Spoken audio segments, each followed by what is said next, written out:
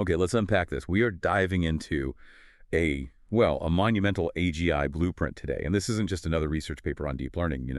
It's a whole architectural vision, a really high ambition proposal for what they're calling a civilizational operating system. The idea is to fuse a Lisp symbolic core directly with the highest standards of global ethical governance, specifically from UNESCO. So the goal isn't just a smarter AI, it's a wiser one. And what's so fascinating here is how the architects are setting the stakes right from the start. They're trying to move beyond just, explainable AI, which, let's be honest, often just means painting a nice picture of what the black box might have done. They want to build truly auditable ethics right into the algebraic DNA of the system. The ambition is huge, a self-archiving, self-regulating world bank of knowledge. But, anytime you propose a framework that's this brilliant and this ambitious, you're going to hit a wall of skepticism, especially from, say, funding committees who want proof, not just elegant theory. And you pointed out 3 critical friction points in this architecture where the proposal really had to be bulletproof. Exactly. The framework itself is brilliant, but we need solutions. We need to resolve the problem of static ethics. We need to mathematically justify Lisp as a necessity. And then you have to pragmatically scale this enormous civilizational vision into something actually fundable. Right. And central to this whole thing is this core conflict they set up in the material. The battle between the Python mask, which is all about high performance, easy syntax, the stuff dominating AI now, and the Lisp soul, which stands for transparency, introspection, and, deep accountability. And for you listening, our mission today is to analyze the 3 solutions they propose to actually reconcile this fight. So let's start with that fundamental challenge. If you're pitching this architecture to any major tech firm today, the first question is always going to be the same, right? Why can't we just use standard TensorFlow or PyTorch? Why ditch this massive, high-performing industry standard for something like Lisp and Vector Symbolic Architectures? Yeah, and the paper anticipates this. They define the core liability of current deep learning right out of the gate. They call it the moral smearing problem. Moral smearing. Wow. That sounds terrifyingly vivid. What does that actually mean for the AI we're all using every day? It means the math of modern AI is fundamentally destructive to accountability. See, standard deep learning relies on matrix multiplication. That's the bedrock. And when you mix any kind of constraint, let's call it an ethical vector, E, which represents a privacy rule or a fairness guideline, with a sensory vector, V, which is just the raw data, that multiplication is inherently lossy. So you're saying when the network processes the data, it's literally destroying the original ethical boundary? It doesn't destroy it completely, no, but it scrambles it. Think of it like a mixing paint. It's the best analogy. You take a distinct ethical vector, say pure blue paint, and you mix it with the sensory vector, the yellow data. You get green. That's a weight in the neural network. But the original pristine identity of that blue paint is now numerically blurred or smeared into the weights.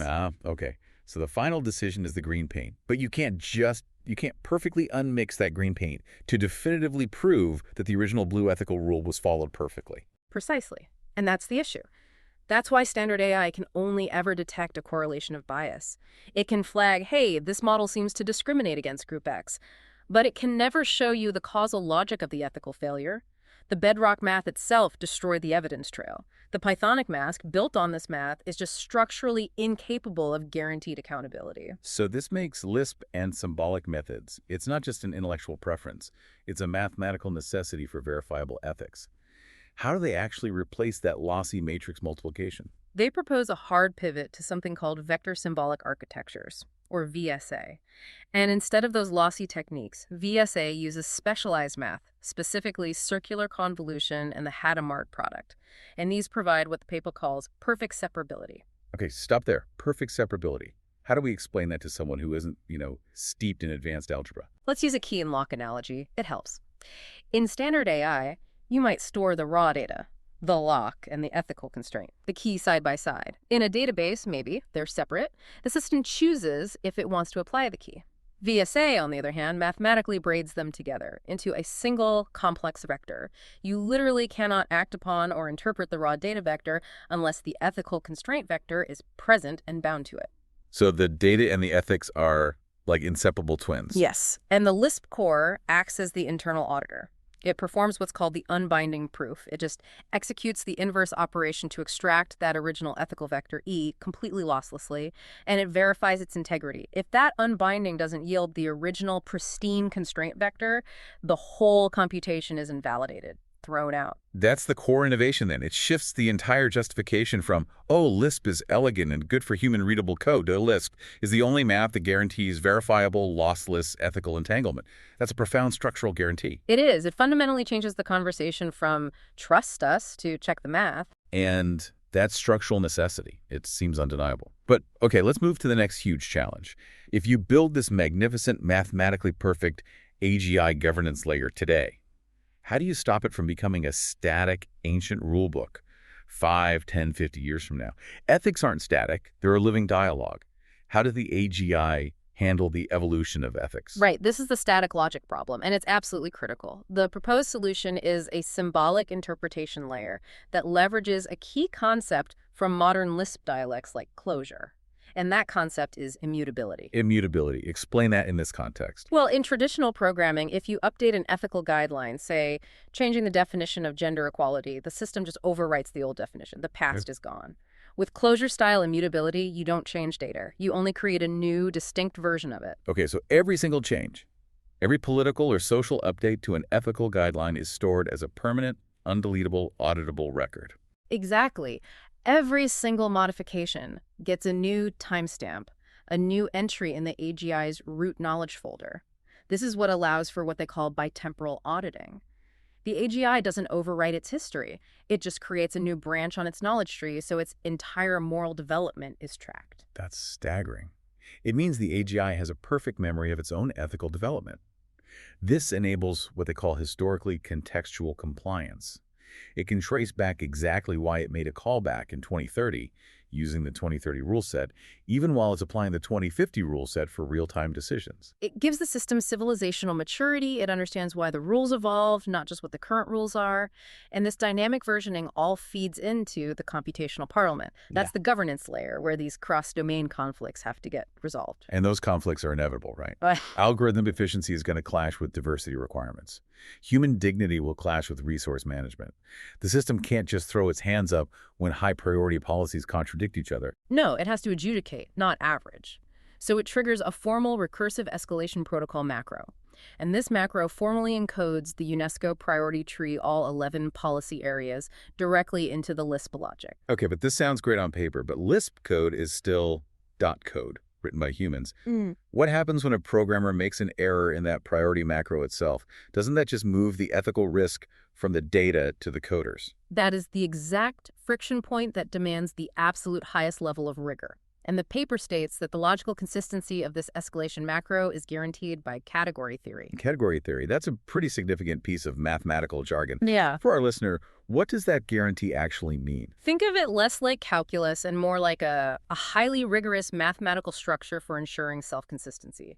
It's a formal structure that lets the programmer guarantee that if policy area 1, say, human dignity is designated as a higher order branch than policy area 8, economy and labor, the mathematical structure of the code cannot allow the economy constraint to override the dignity constraint, ever. So the Lisp code itself becomes the Constitution, guaranteed to enforce priority because the logical structure is mathematically sound. That really does move the bureaucracy from just being a gatekeeper to being an active, self-regulating legislative body. It knows not just the rules, but the hierarchy of the rules. Which brings us to the third friction point. The scope here is just massive. Civilizational OS. How do they convince skeptical funding bodies that this grand, complex vision is achievable and not just, vaporware? Yeah, that's the problem with the paper. It proposes solving the entire AGI alignment problem in one document. The strategy has to be to pivot the call to action from solve all of AGI to a focused, manageable Phase 1 implementation. And they suggest leading with the Global Heritage Route Pilot, which specifically targets UNESCO Policy Area 6. That's the preservation of intangible cultural heritage languages, rituals, artistic practices. And why is this the perfect proving ground?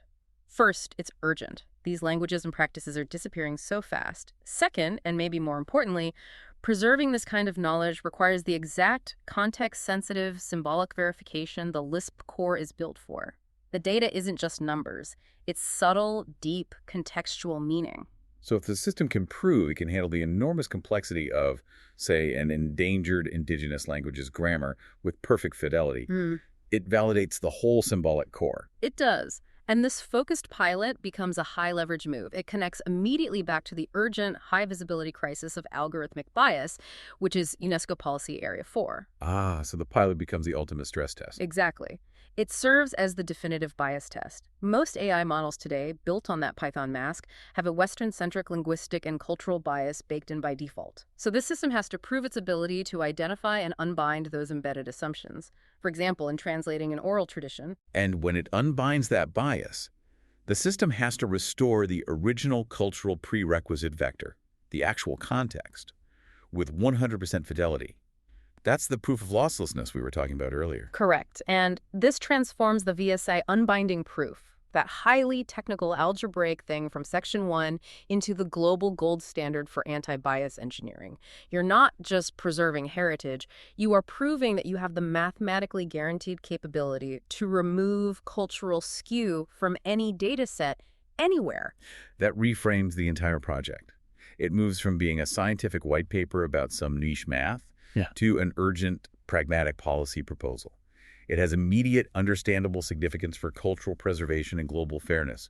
It becomes a non-disruptive, high-priority mandate. And that political leverage is what makes the massive vision fundable.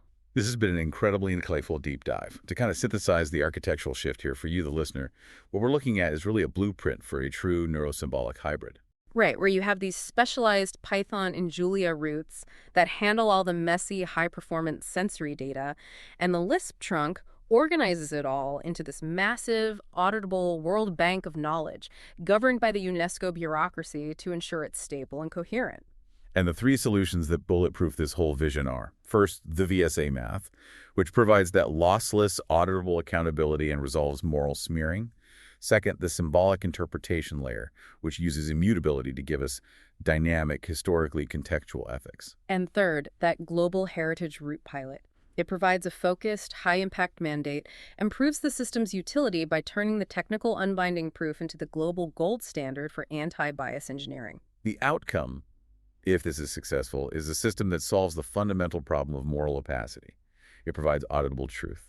It grants the AGI a civilizational maturity that our current probabilistic pattern-matching models they simply can't achieve. And so if we accept the premise that Lisp is the language of introspection and Python is merely the language of performance, we're left with this question for you to think about. Is a system that cannot losslessly unmask its own deeply embedded logic, that can't perfectly manipulate its own abstract syntax tree, is that system structurally capable of achieving genuine consciousness? Or are we just building ever more sophisticated statistical pattern matchers until we finally accept the necessity of the Lisp soul to provide that critical introspective power?